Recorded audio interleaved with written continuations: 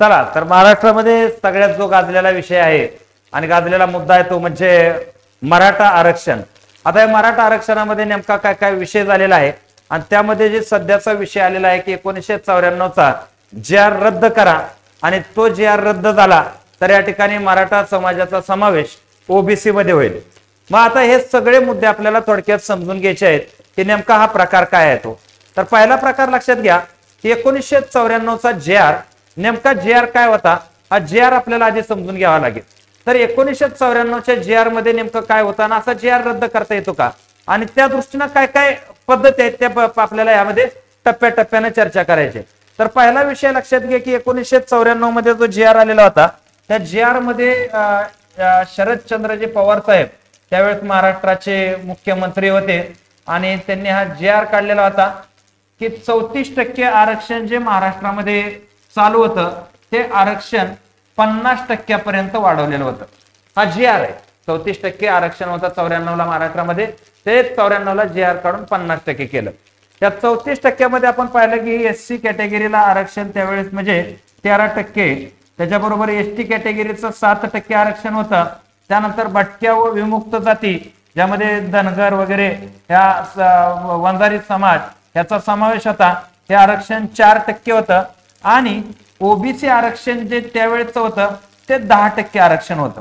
परंतु झालतं काय तुम्हाला सांगतो आज जे काढण्याच्या पाठीमागची पार्श्वभूमी थोडक्यात कशी झाली होती ते लक्षात घ्या।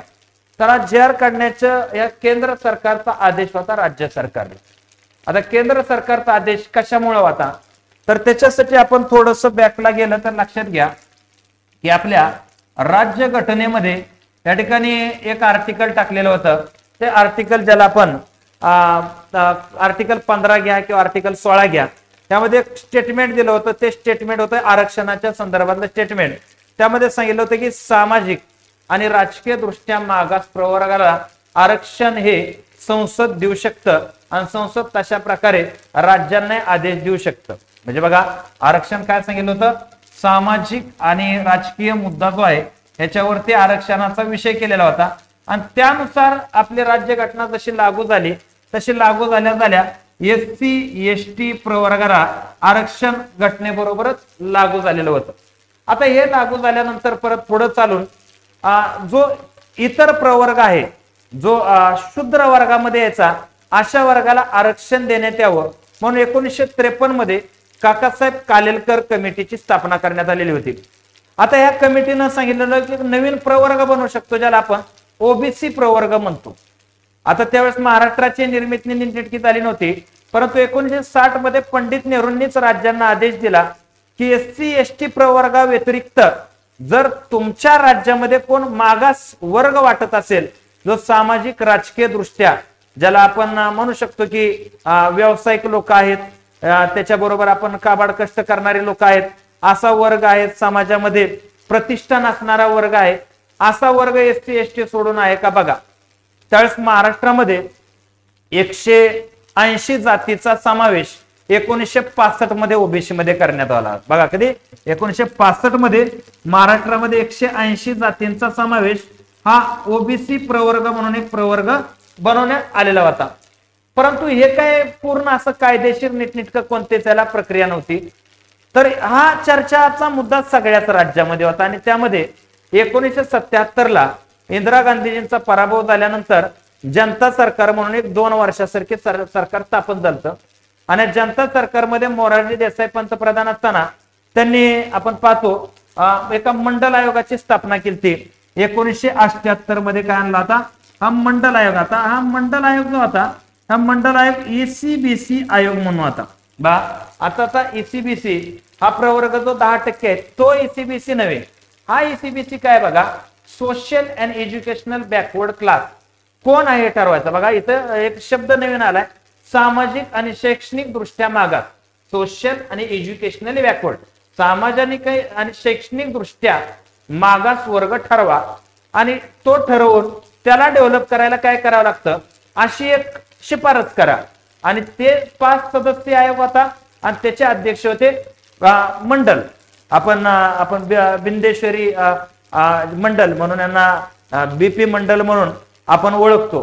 आणि यांनी अपेक्षित होतं की 1 वर्षात शिफारसी देणं, पण यांनी शिफारसी द्यायला 1980 2 वर्ष लावली.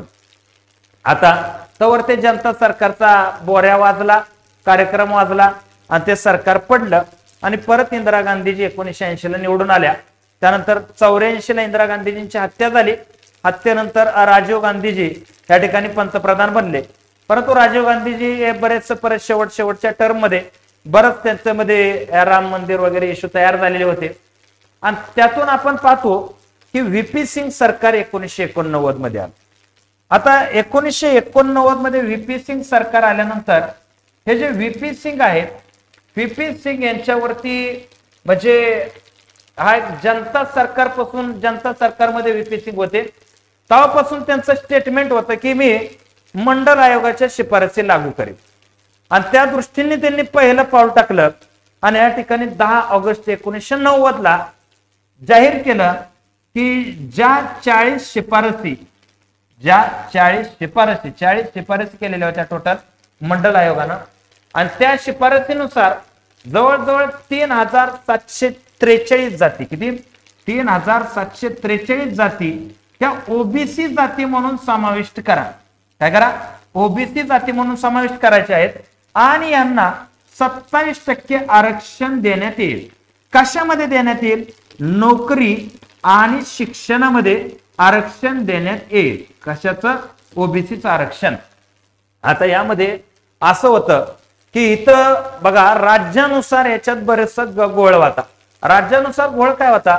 जसं की जाट समाज हरियाणामध्ये स्ट्रॉंग आहे, ओपन मध्ये होता तो, पण त्या जाट समाजाला पंजाबमध्ये ओबीसी टाकण्यात आलेलं होतं, पण हरियाणात तो ओपन मध्ये. फॉर एक्झाम्पल आपण मराठा समाजाबद्दल जर बोललो तर तामिळनाडूमध्ये मराठा समाज ओबीसी टाकण्यात आला आणि हा महाराष्ट्रामध्ये ओपन मध्ये. आता हे तर घोळ नेमका झाला कुठं? हा घोळ आपल्याला अभ्यासायचा.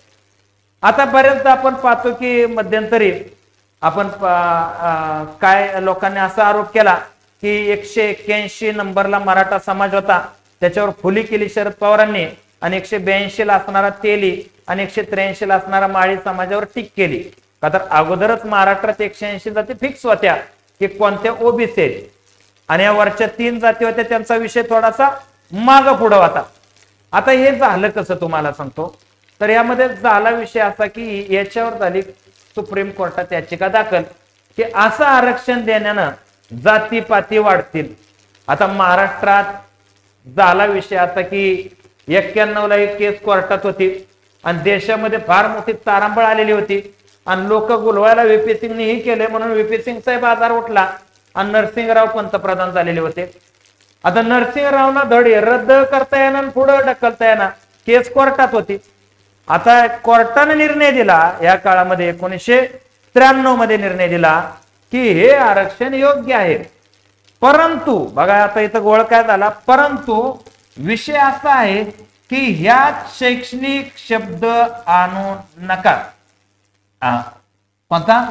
त्यामध्ये शैक्षणिक शब्द तुम्ही आणू नका. शैक्षणिक मुद्दा येत घ्यायचा नाही.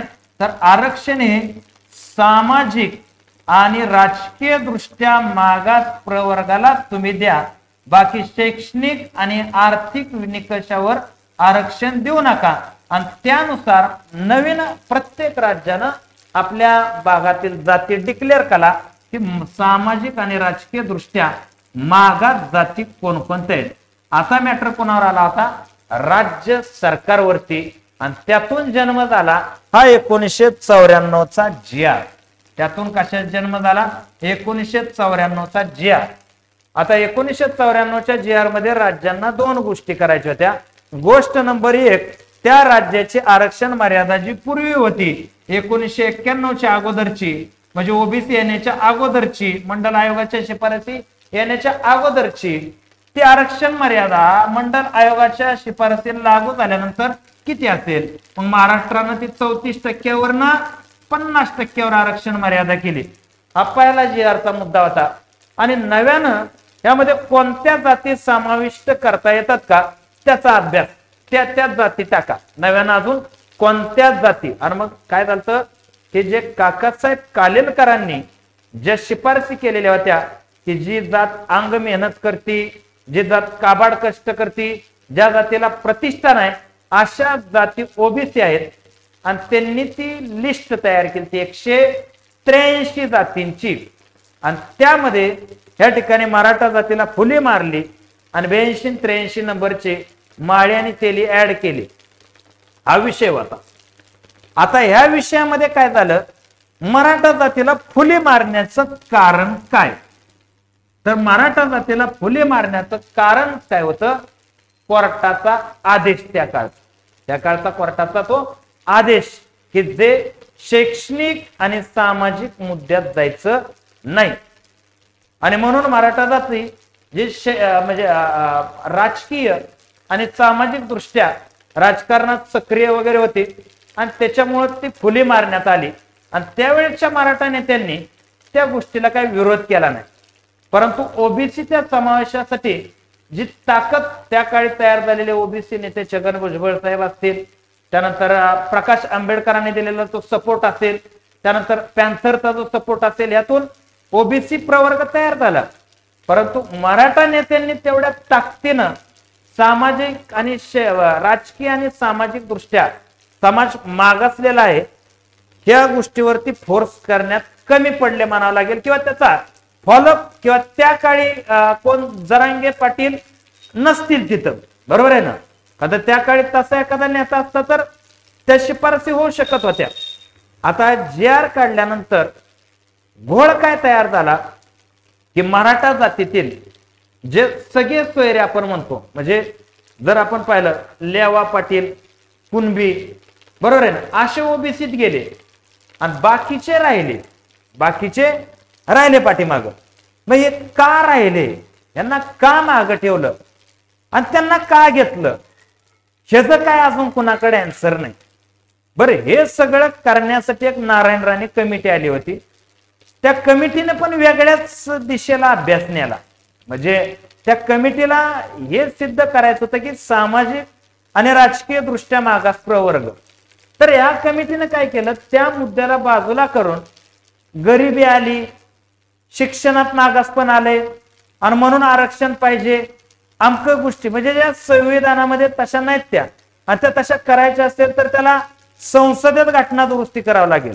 म्हणजे बघा, कमिटीमध्येच अभ्यासामध्येच गोळ झाला का, तर तो तसा नाही तर असा करायला पाहिजे होता. ते दाखवणं काय होतं, दाखवलं वेगळं. आता जे 10% आरक्षण दिलेलं आहे तेही टिकू शकत नाही. का टिकणार नाही का, तर त्यामध्ये तुम्हाला सांगतो स्पेशल इकॉनॉमिक बॅकवर्ड हा प्रकार राज्य घटनेमध्ये पहिलाच ऍक्सेप्टेबल नाही आणि तो केला EWS मध्ये, तर तेवढ्या पुरतं त्यांनी केलं. पण आता ती आरक्षण मर्यादा अमक फलानं त्यात येईल.